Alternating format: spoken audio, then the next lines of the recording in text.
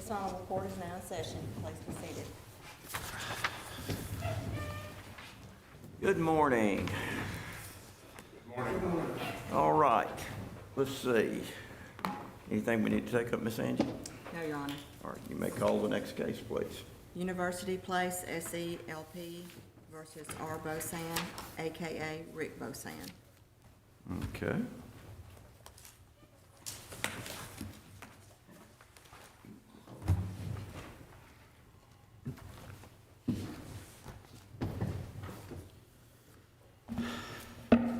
Before we get started, sir, let me ask you just a couple of questions, if that's all right. Yes, sir. You are not an attorney, is that correct? Yes, sir. I'm a pro se litigant. Okay, and that's fine. There's no problem with that. I just want to make sure you understand our procedures. I noticed you've been here all morning, so you've seen how the cases are going, or the procedure that we utilize in those cases. Yes. Do you have any questions about anything that we need to clarify before we begin your argument? Not at this point. Okay, all right. You understand that you will have 15 minutes to tell us whatever you want to about the case. Yes, sir. And you may reserve up to 5 minutes of that time to come back and use as rebuttal time after opposing counsel makes his argument. Do you wish to reserve any of that rebuttal time? I wish to reserve 5 minutes. 5 minutes, all right. Well, the way we will do this is in just a moment, I'll ask Ms. Angie to start the time. The lights will come on the podium there. You'll have a green light, you'll have a yellow light, and you'll have a red light. Once the green light means you've got enough time, the yellow light means you're running out of time, and the red light means that the time is expired, okay? And once you finish your argument, opposing counsel will make his argument, then you can come back and give us your rebuttal time. Okay. Okay. Any questions about that? Right at this point, I think I understand. Okay. All right. What we need, once Miss Angie, the lights come on, just tell us who you are, and then just tell us whatever you want to about the case, okay? All right. All right, you may proceed. I am pro se litigant Mr. Rick Bosan, and I am presenting the case W 2023-00790, Court of Appeals, R3CV. It is the case of eviction for failure to pay rent, for which was so adjudicated on August the 11th of 2022. And I have since suffered the verdict of that judgment, and that's been more than 15 months now. On May the 5th, to give us a brief summary, on May the 5th, I was on, oh yes, right. I just looked at the time and it kind of threw me off. I said I've talked for 6 minutes already, but I reserved 5 minutes, I forgot. All right, thank you. I was served a notice on May the 5th to vacate my apartment at the University Place Apartments, which is a senior citizen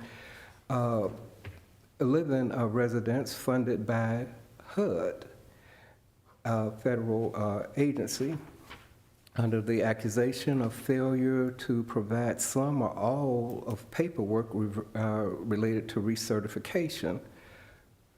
And in June, however, that charge was changed to failure to pay rent by the way of a forced eviction detainer warrant, which was fraudulent and ill-conceived due to the lack of evidence to show failure to recertify, a grievance which would have been handled not by the court system, but by the Department of Housing and Urban Renewal.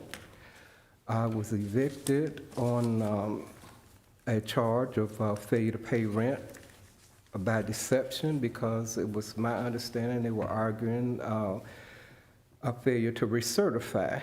But in the document that is a part of the record that I would like to show the court. It clearly indicates the charge to be failure to pay rent as the sole cause for the eviction. I had no knowledge of such a charge. This was done in ex parte. It was never argued in the courtroom. Had I had knowledge of such a charge, would have presented the bank receipts, which are also a part of the record, that clearly proved that I was never behind in my rent. I believe this charge was invented because they could not get a eviction on the charge of recertification for lack of evidence to show non-compliance, which is the proper term. The merits of this case have never been argued. It's been delayed, transferred, or barred from being heard by the defense of the plaintiff's attorneys, claiming that there was 10 days had elapsed and would not give me the right to appeal the case. Was this case heard in the General Sessions Court? Yes, initially it was. And was a judgment rendered against you on August the 11th of 2022? Yes, that was in the circuit, well, that was in the General Sessions Court, yes, by Judge Henderson. She rendered a judgment against me for failure to pay rent. And so were you evicted as a result of that? I was. I was given 10 days in which to move out. At least this is what my, at that time, attorney had told me. I was given 10 days to move. And I moved right around the 10th day. And I didn't want my things to be set out on the street, so I didn't want to take a chance on staying any longer. There have been some argument that I moved out voluntarily. That is false. But you did move out. I did move out under the threat of the Sheriff's Department coming on the 10th day. And you say you moved out, what, on the 10th day? Yes. Okay. Did you ever appeal that judgment during that time, during those 10 days?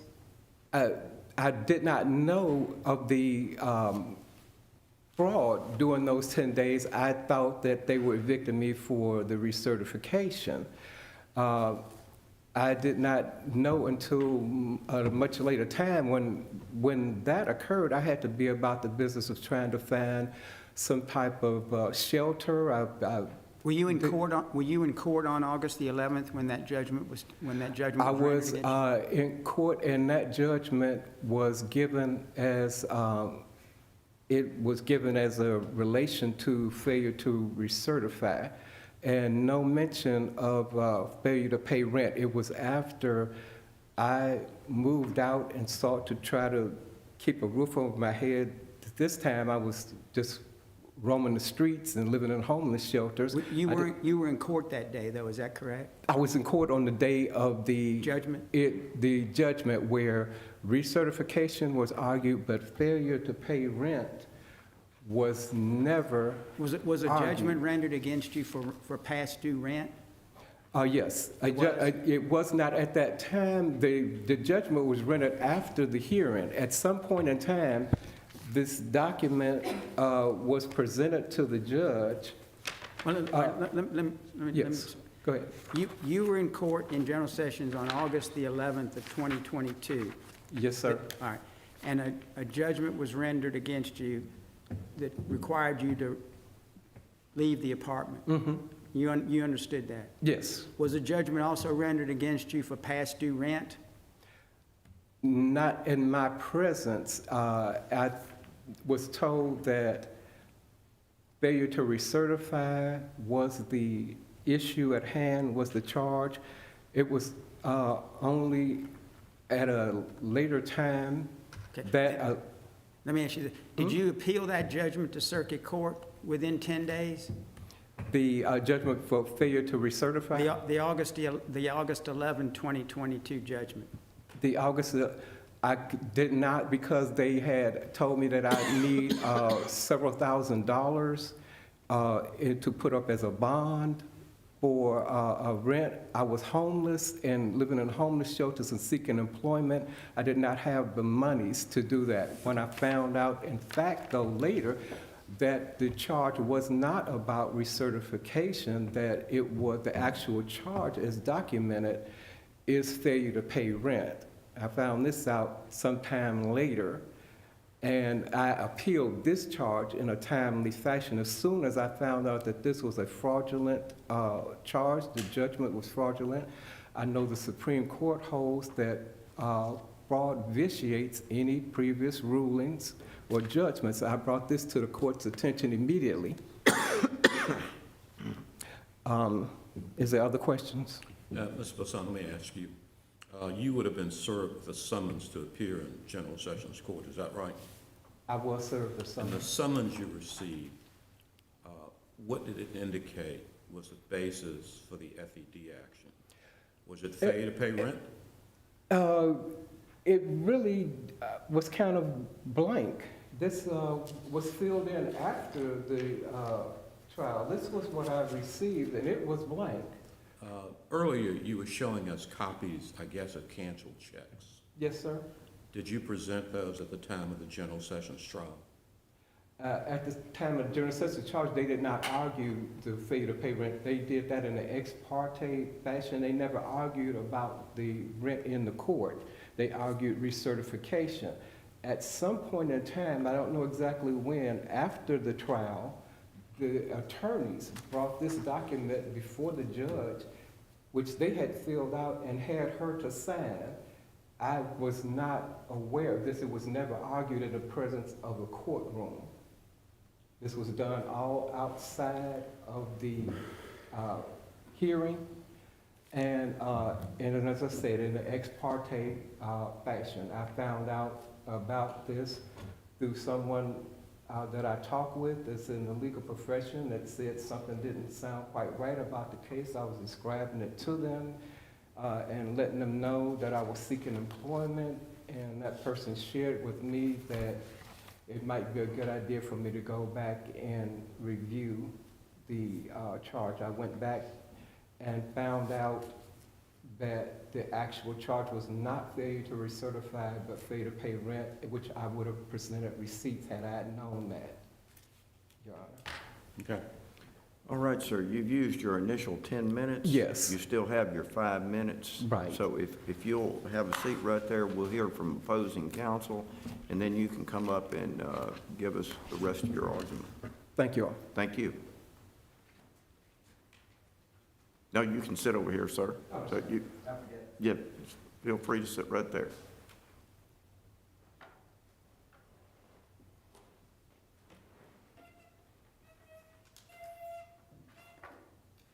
I apologize to the court, that chair keeps making a lot of noise. Good morning, Your Honors. I'm Gregory Krogh from the Shelby County Bar, representing University Place Southeast LP. Your Honors, the difficulty when trying to respond to a pro se case is that the nature of the briefs and the nature of the pro se arguments sometimes leave the practitioner with the difficulty of trying to decide exactly what is at issue. And this case is a prototypical example of that. On behalf of Appalachia University Place Southeast, I suggest that this court should affirm the circuit court judgment and decision. And I suggest to you that there are essentially three easy steps on the journey to that affirmance. First, I think the court, and I suppose I should ask the court, does the court wish me to address the question of finality?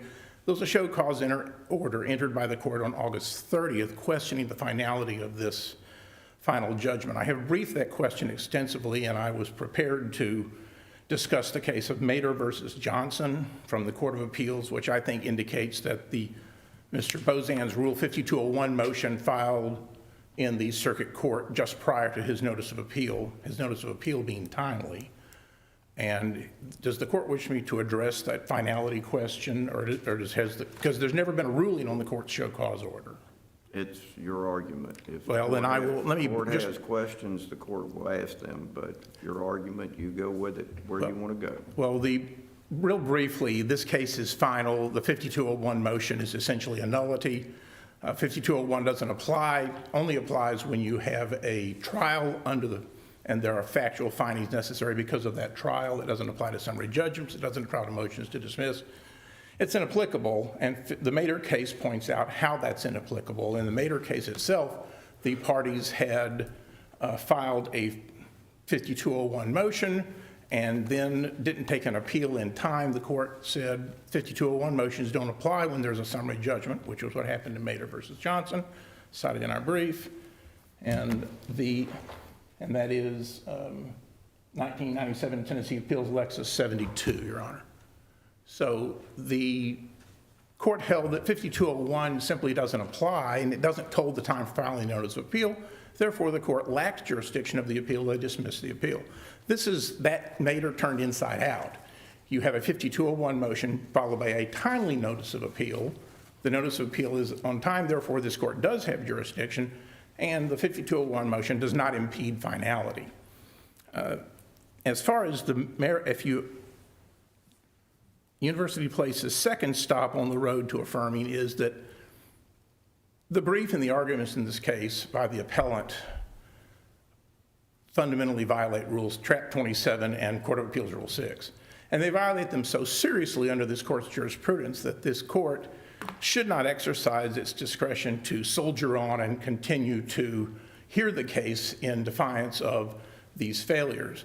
And again, the purpose of those rules is demonstrated by the failure in this case of the appellant to focus the issues for the court's consideration. I noticed that Mr. Bosan was attempting to, in his argument, was attempting to hold up documents as if it was a trial court.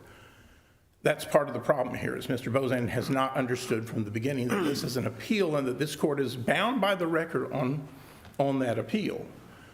In the record, Volume 1, page 2 is the decision, is the FED warrant showing service on Mr. Bosan, showing that Mr. Bosan was present at the trial, and showing that the court issued that judgment on the 11th of August. And was it for failure to pay rent, or was it for something else, Mr. Crowder? Your Honor, Judge Armstrong, the Judge Henderson, the General Sessions judge, actually checked the box. That is a check the box form, and she actually checked the box on the spot that says failure to pay rent. But I suggest to the court that the question of whether or not this was the basis of the ruling is a complete red herring, because it doesn't matter under this court's jurisprudence discussing 1615 727B. I was just trying to get some clarity about what happened in General Sessions. Well, Your Honor, what happened in General Sessions is that University Place's trial counsel, and I was retained for the appeal after the notice of appeal was already filed, as I think the court is aware. And so what happened in General Sessions is that they had filed an FED warrant, and the FED warrant is like virtually every other FED warrant filed in Shelby County. It doesn't really say why the specifics of the particular claim that's being asserted, because as the court knows, our General Sessions courts, for better or for worse, are courts of no record. And so there are not pleading rules like there are in the courts of record. You don't have to specify what the basis of your request for relief is. You merely have to give notice that the relief is requested. And so there's a basic due process compliance by giving that notice. But you don't have to actually say it's for non-payment of rent, or it's for not failure to recertify, or you can prove all of that at trial, and then the General Sessions judge issues its decision. If you think there's been some failure to bring out all of the facts, and that those facts require greater specificity or that they require greater elucidation, that's when you get a de novo appeal to circuit court. Our jurisdiction is limited to 10 days for taking that appeal. It's also limited to 10 days for seeking relief under the quasi-Rule 6002 variation of relief granted by the court to the General Sessions judges. That is a jurisdictional limit, and this court has so held that it's a jurisdictional limit repeatedly, particularly in the First Community versus Simmons case and in the RNF Enterprises versus Penny and Tennessee Protective Agencies versus Mathis cases. In each of those cases, the court has held clearly General Sessions courts have 10 days to issue any kind of a decision vacating their judgment. After that 10 days, they lack the statutory authority, and they are courts of limited jurisdiction. They lack the authority to be able to enter a ruling at all, and it doesn't matter why. Now, as I've discussed in my brief, because this was Mr. Bosan's pleadings and because his brief is so violates Rule 27 of the traps and Court of Appeals Rule 6 so seriously, I was faced with the predicament of do I try to, do I inundate the court with too much argument, or do I suffer the possibility that something will be waived? So we looked at, and may I grab my bottle of water, please? Certainly. That was supposed to come with me in the first place. Thank you. The Court of Appeals in the Eastern Section has 3 times issued decisions: Metro Codes Department versus Fannie, Apex Works Restoration versus Scott, and Tommy Burney Homes versus Francis. In those 3 cases, the Court of Appeals has held that there is one single instance in which the 10-day time limit of 1615-727B might be exceeded, that it would not apply. And that is a total failure to acquire jurisdiction over the person by not serving the General Sessions warrant. Now, I would argue if push came to shove and I had to present this matter, or we had to discuss this issue, I think it's not even applicable in this case. I would dispute whether those cases are rightly decided, because I think they are a stretch on what the court can, the jurisdiction of the General Sessions Court, which is limited by statute. However, it doesn't matter here, because even if those cases are valid, they're not this case. Mr. Bosan, as you've just heard him admit, he was served with the FED warrant. We have put that in our brief, showed exactly where in the record, and it's on in the record at pages, and this device that I'm so proud of has decided, here we go. In the record, we have that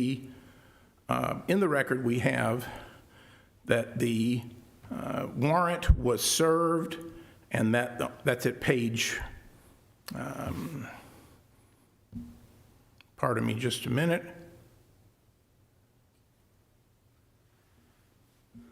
The warrant was definitely served on Mr. Bosan, and it's in the record at pages, the record at volume 1, page 5 of the record is the affidavit of service. So there's no question that from the record, Mr. Bosan was served. There's no question, therefore, that the General Sessions Court had jurisdiction.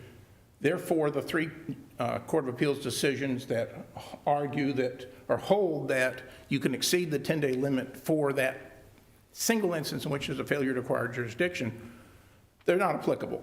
Therefore, since the General Sessions Court had jurisdiction, its authority to rule on his 5-month late motion under 1615-727B, it just didn't have that authority. And that's why, and it's sort of, you can tell that because Judge Henderson, who's one of our most experienced General Sessions judges in Shelby County, denied his motion with a margin entry, which is in the record.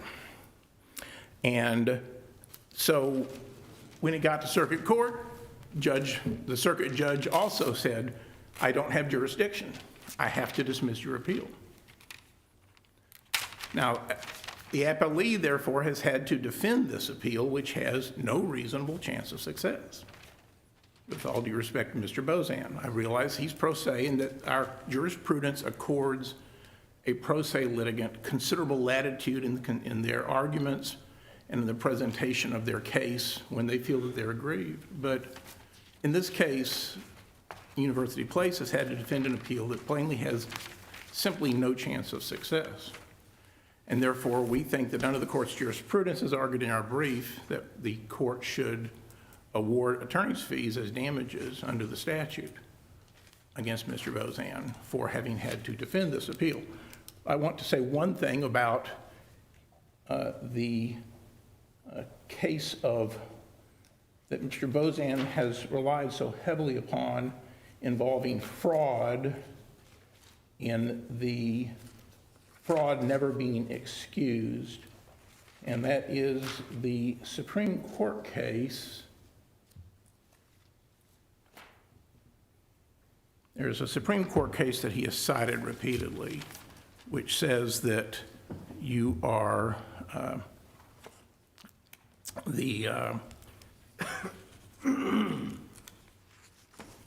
that fraud can never be permitted to prevail, that fraud is always a reason for vitiating a judgment. If you look at that case, it's an 1878 Supreme Court case.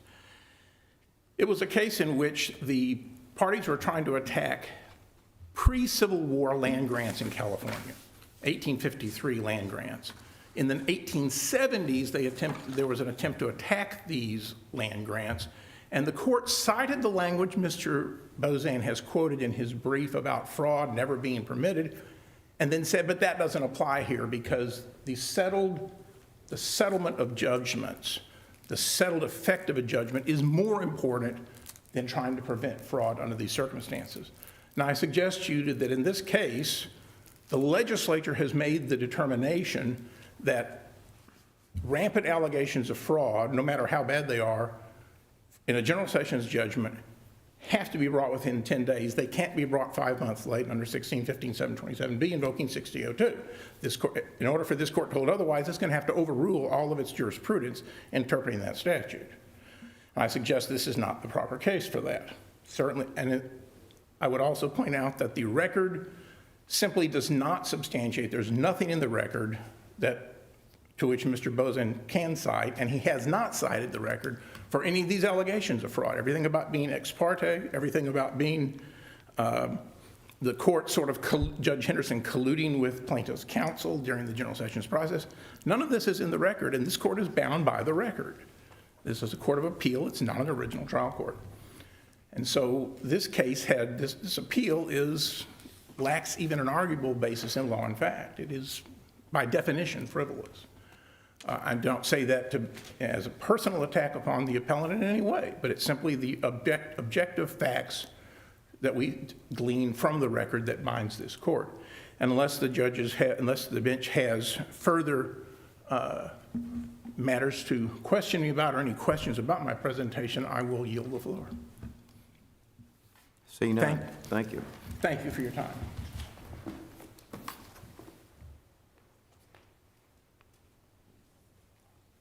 Sir, you have 5 minutes.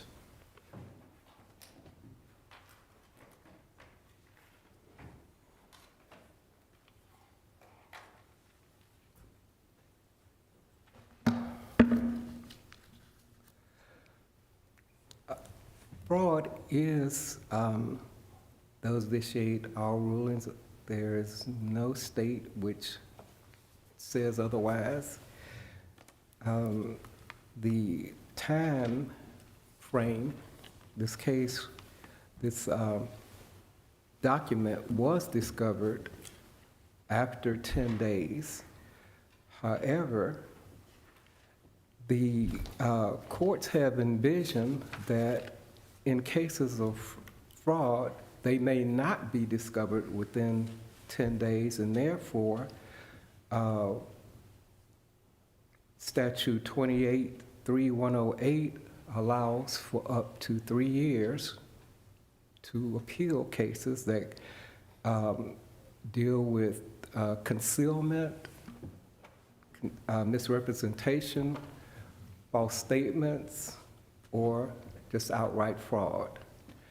When you charge someone with something that's not argued in the court of law, and you do it in an ex parte fashion, that is the most egregious fraud that the Supreme Court would be referring to.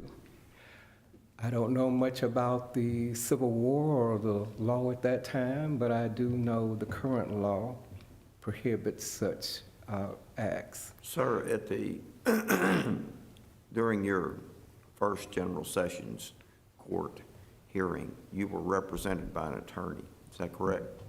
Not doing the first one. The first one was a judge named Betty Thomas Moore. No, you had an attorney.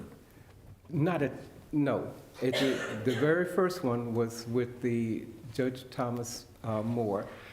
And on the second one with Judge Henderson, yes, I had an attorney at that time.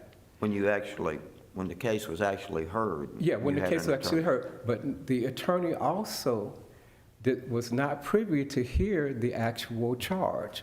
She was there under the same understanding that I was, that recertification was being argued. We both were there together. We heard the same thing.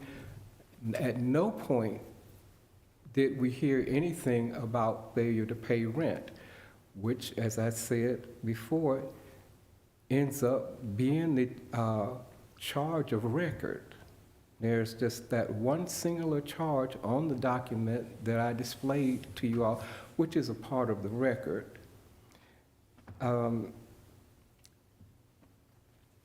I brought this to the court's attention immediately upon finding it out. In the meantime, it was up to me to try to find shelter. I did not have several $1,000s to pay the bond that is required in order to appeal a case. So I appealed it in a different way as soon as I could. And I cannot see anywhere in the court record that recertification, which is what the initial reason that I was brought to court was, and I'm sorry opposing counsel feels like it's inappropriate for me to show the documents, but I'd like to show the evidence of, even though it's a part of the record, I like to show it. And it does not mention recertification on that. The opposing counsel argues that they don't have to state a charge on there. I personally don't believe that's the case, but the document does say, it does talk about rent on the initial FED that was served. It says that this X amount of rent has been accrued, which is to be paid. It doesn't fill in the blank though, but it's supposed to have been, some amount should have been put there, and it states about possible an attorney's fee. And I think that's all I have. Is that Yes, on the sir. document that you were served with? Yes, it's just on the document that I was served with, it talks about, it doesn't say about recertification, but it does talk about rent accrued, and it leaves a space for the amount to be filled in, and it mentions a possible potential attorney fee. And that's on the document that? Yes, sir, it's on the FED. So it does talk about rent? It does mention rent, yes it does, but it does not mention any amount, and I was never behind on my rent. The receipts that I showed you prove that. Had the opposing counsel mentioned that in the courtroom that it was about rent, I would have gotten bank statements to show that I was never behind on my rent. My receipts in the record will reflect my bank receipts that show that I was never behind on my rent. The eviction was totally fraudulent. Thank you, sir. Thank you.